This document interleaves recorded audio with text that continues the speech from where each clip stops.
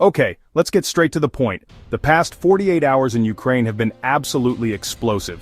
Overnight, Russia launched its second-largest air attack since the war began. 629 air weapons, nearly 600 drones and 31 missiles across 14 Ukrainian regions.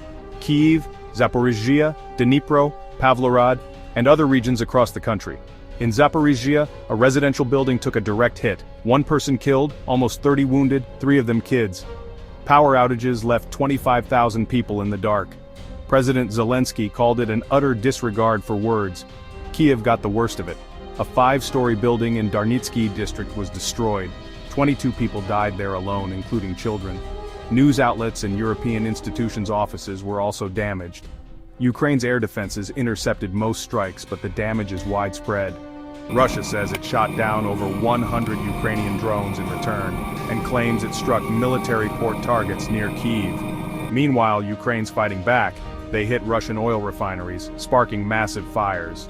On the ground, Russia says they're pushing forward non-stop on almost the entire front line.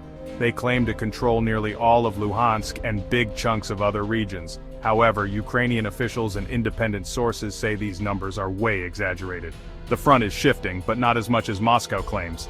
Independent estimates show Ukraine has lost roughly 2,346 square kilometers, and about 130 settlements since March. Now here's where it gets even bigger. Russian President Putin just landed in China for the Shanghai Cooperation Organization Summit, meeting with leaders from China, Iran, and North Korea. For the first time, Kim Jong-un is set to join a parade with China and Russia side by side. These nations, representing nearly half the world's population, are talking military and economic alliances.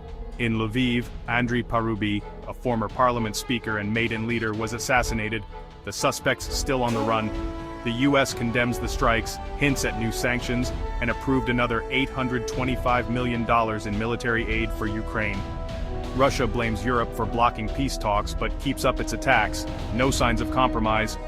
Bottom line, the war in Ukraine is clearly not just about the battlefield anymore. It's about shifting global alliances, relentless violence, and the real lives being torn apart every single day. We're seeing a huge attack, a heavy human toll, and rising geopolitical stakes. For updates that cut through the noise, hit follow.